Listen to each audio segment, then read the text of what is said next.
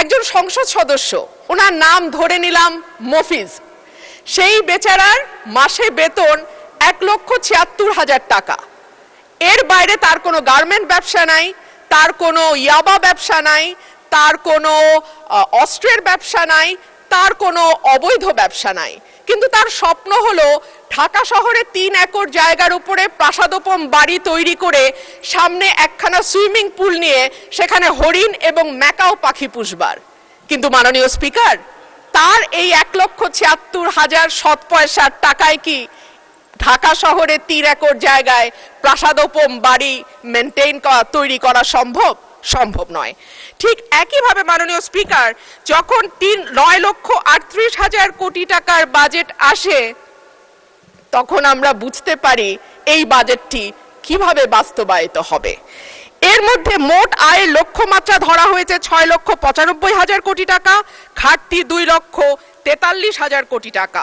NBR এর ঘাড়ে দেয়া হয়েছে 6,04,000 কোটি টাকা উত্তোলনের দায়, যেটা মোট আয়ের 86.9%। যদি 2025-26 অর্থ বছরের দিকে তাকাই মাননীয় স্পিকার, আমরা দেখব এপ্রিল পর্যন্ত 3,26,000 কোটি টাকার বেশি এনবিআর আদায় করতে পারে নাই। সেই এনবিআর কে যদি আমরা 3 লক্ষের দ্বিগুণ 6 লক্ষ কোটি টাকা আদায়ের দায় চাপিয়ে দেই, এনবিআর এর পক্ষে কি করে সেটা আদায় করা সম্ভব আমার মাথায় ঢুকে না। তাহলে যে 2,43,000 কোটি টাকার ঘাটতি বাজেট, এনবিআর যদি 6 লক্ষ কোটি টাকা তুলতে না পারে কর হিসেবে, সেই ঘাটতি আরো বাড়বে। আর ঘাটতি মেটানোর রাস্তা আছে মাত্র 2টা।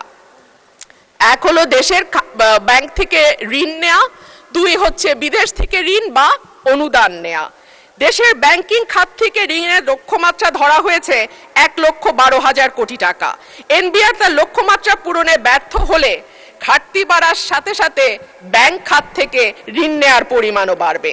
আর সরকার যখন ব্যাংকিং খাত থেকে ঋণ নেয় মাননীয় স্পিকার, যাদের অর্থনীতির ব্যাপারে ন্যূনতম ধারণা আছে তারা সকলেই বুঝতে পারবে যে তখন ব্যক্তি খাতে ঋণের পরিমাণ অটোমেটিক্যালি কমে যায়।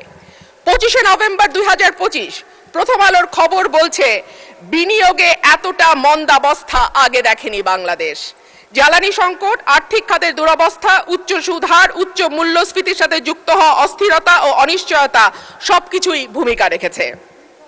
অথচ অর্থনীতি যে গর্তে পড়েছে, সেখান থেকে তুলবার জন্য বিনিয়োগ ছাড়া সরকারের হাতে আর কোনো রাস্তা নাই। অর্থমন্ত্রী নিজেও সেটা উপলব্ধি করে বলেছেন, আমরা ঋণ নির্ভর বাজেট থেকে ধীরে ধীরে বিনিয়োগ নির্ভর অর্থনীতির দিকে যেতে চাই। কিন্তু বিনিয়োগের জন্য যে পরিবেশ দরকার, তার কতটা বাংলাদেশ এনশিওর করতে পারছে? গ্যাস এবং বিদ্যুতের দুষ্প্রাপ্যতা, আমলাতান্ত্রিক জটিলতা, অবকাঠামোগত দুর্বলতা, ঋণ প্রাপ্তির সমস্যা, ঋণে উচ্চ সুদ, পুরো বিষয়টিকে এতটাই জটিল করেছে যে ইজ অফ ডুইং বিজনেস বা ব্যবসা সহজীকরণের যেই তালিকা বিশ্ব ব্যাংক প্রকাশ করে, সেখানে 190টা দেশের মধ্যে বাংলাদেশের অবস্থান 168তম। মাননীয় স্পিকার, এটা 2020 সালের পরিসংখ্যান, এরপরে নতুন পরিসংখ্যান পাওয়া যায়নি।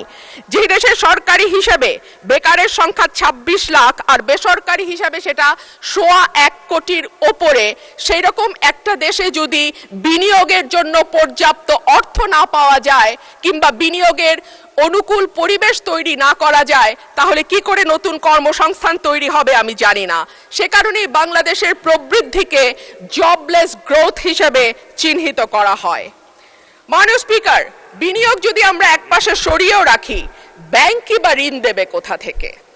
ঋণ খেলাপিদের এই সংসদে দাঁড়িয়ে বলতে হচ্ছে, বাংলাদেশে টোটাল মন্দ ঋণের পরিমাণ 6,44,000 কোটি টাকা। এর সঙ্গে যদি আপনি অবলোপন, পুনঃতফসিল করা এবং মামলার কারণে যে ঋণের টাকাটা আটকে আছে আদালতে, অর্থাৎ পেন্ডিং মামলা হিসাবে যেটা এখনো খাতায় তোলা হয় না অ্যামাউন্টটা, সেটা যদি আমরা যোগ করি, এই পরিমাণ গিয়ে দাঁড়াবে 11 লক্ষ কোটি টাকা, যেটা মোট ঋণের 59.73%। সুতরাং ব্যাংকগুলো চাইলেও সরকারকে বেশি সহায়তা দিতে পারবে না। এর বাইরে আর থাকে টাকা ছাপানো বা কেন্দ্রীয় ব্যাংক থেকে নেয়া, সেটাকে আমরা হাই পাওয়ার্ড মানি বলি মাননীয় স্পিকার, যেটা নর্মাল টাকার 5 গুণ বেশি শক্তিশালী হিসেবে কাজ করে এবং বাজারে মূল্যস্ফীতিকে অটোমেটিক্যালি উস্কে দেয়।